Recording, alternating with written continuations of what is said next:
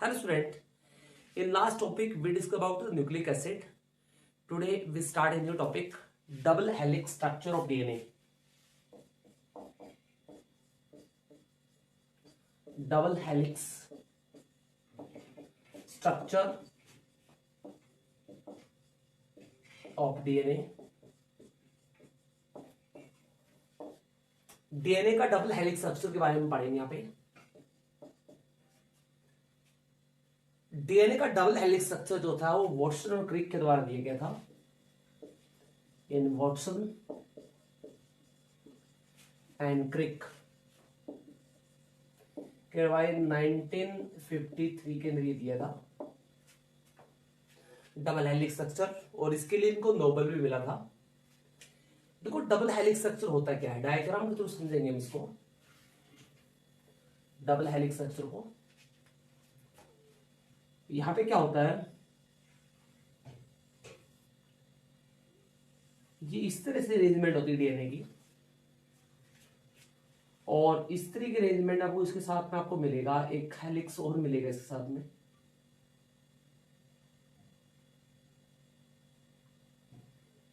Like this.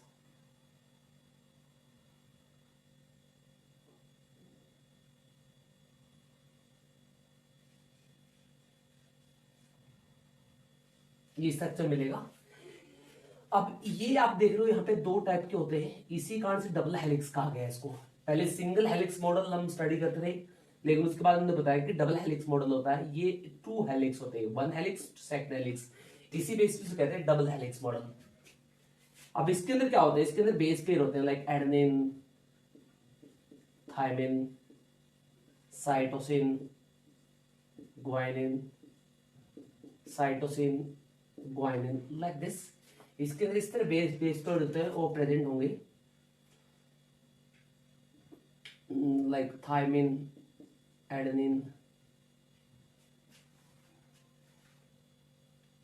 Like cytosine, guanine, guanine, cytosine,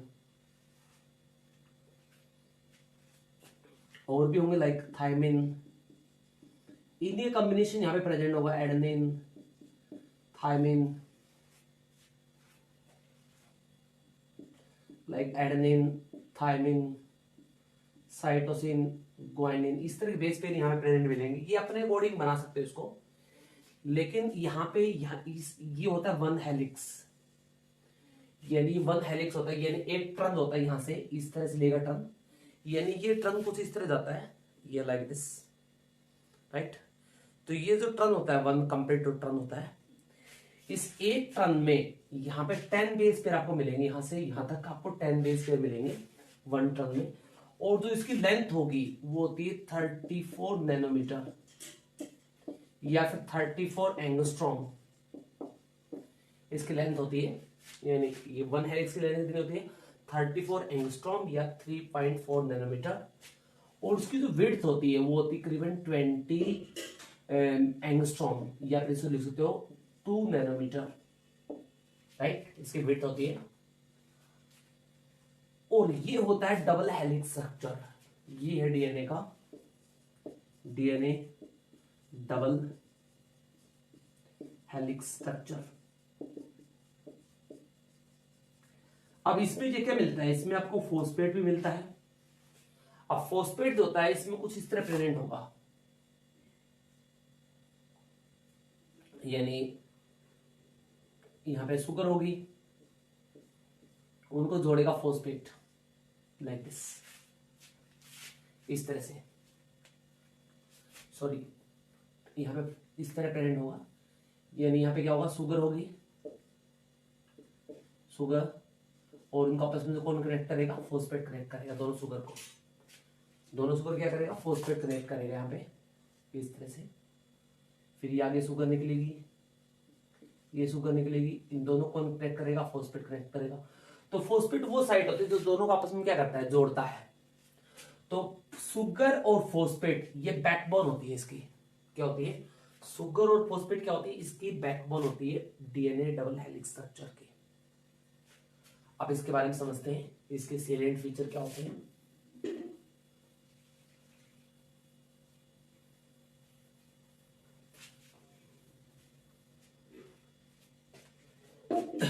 question देंगे salient features of DNA double helix structure. ये CBSE में question put हो चुका है। इस क्या सेलिएंट होते हैं, क्या फीचर्स होते हैं इसके। इसका फर्स्ट फीचर तो होगा कि जो डीएनए होता है उसके अंदर 2 स्ट्रैंड एंटी पैरेलल होते हैं। 2 एंटी पैरेलल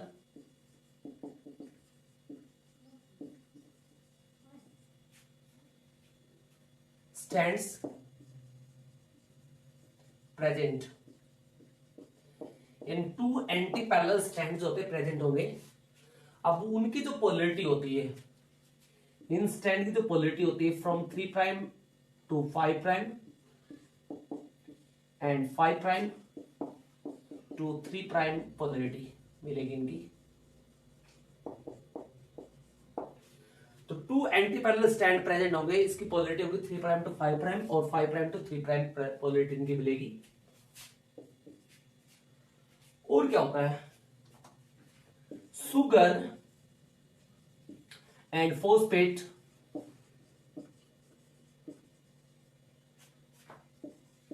सुगर और जो फॉस्फेट होती है वो एक्ट एज बैकबोन,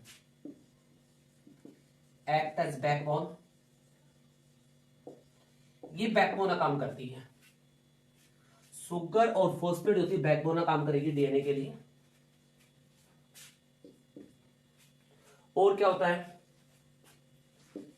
एडेनिन जो होगा बाइंड्स विद थायमिन। ये मैंने पीछे भी डिस्कस किया था, with thymine with 2H bond. और same as it thymine with the adenine. Cytosine binds with guanine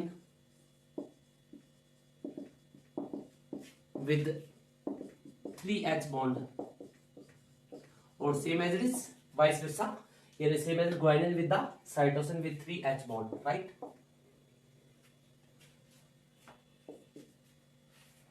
DNA का तो 1 हेलिक्स होता है, उसमें अप्रोक्स 10 बेस पेयर होते हैं। डीएनए 1 हेलिक्स या 1 टर्न लिख सकते हैं। DNA 1 turn has approx 10 base pair. इसके अंदर क्या होता है, 10 बेस पेयर आपको मिलेंगे। और उसकी जो लेंथ होती है, DNA 1 turn length is 3.4 nanometre आपको मिलेगी। यानी एक टर्न की लेंथ कितनी मिलती है, 3.4 नैनोमीटर आपको देखने को मिलेगी, जो मैंने पीछे डिस्कस किया था।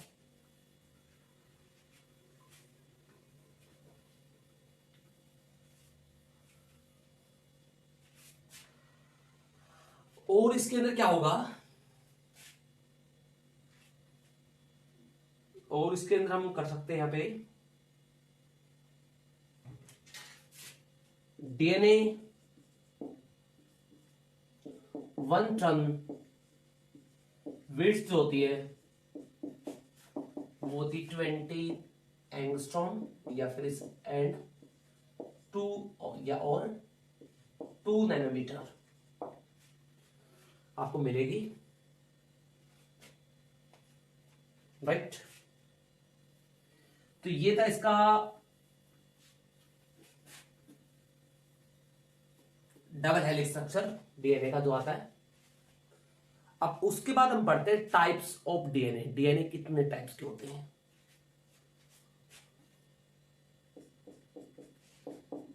टाइप्स ऑफ डीएनए,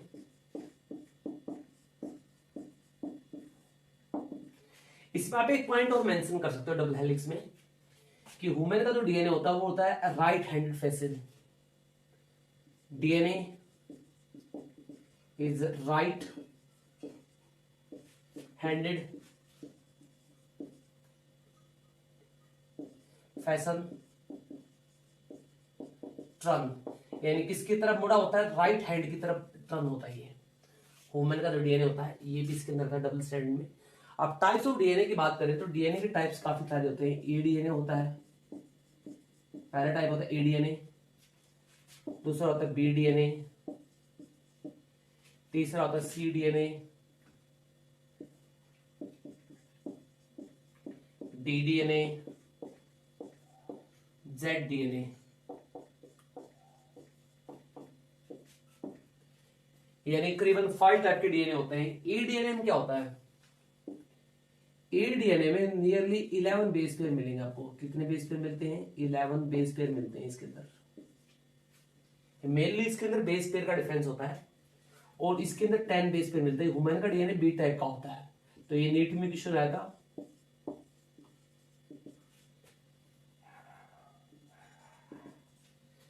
तो 10 बेस पेयर मिलते हैं। इसके अंदर नियरली 9.33 बेस पेयर होते हैं अप्रॉक्स, और इसके अंदर 8 बेस पेयर होते हैं। सबसे छोटा डीएनए होता है ये, याद रखना। सबसे छोटा डीएनए कौन सा होता है, 8 बेस पेयर होंगे इसमें। और जेड टाइप का जो डीएनए होता है इसमें 12 बेस पेयर होते हैं, 12 बेस पेयर।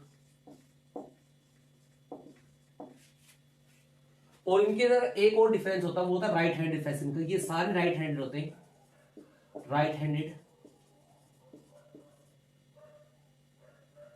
फैशन में होते हैं। ये भी राइट हैंडेड होता है,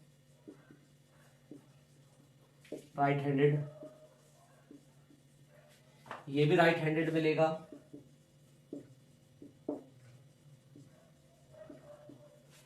ये भी आपको राइट हैंडेड मिलेगा,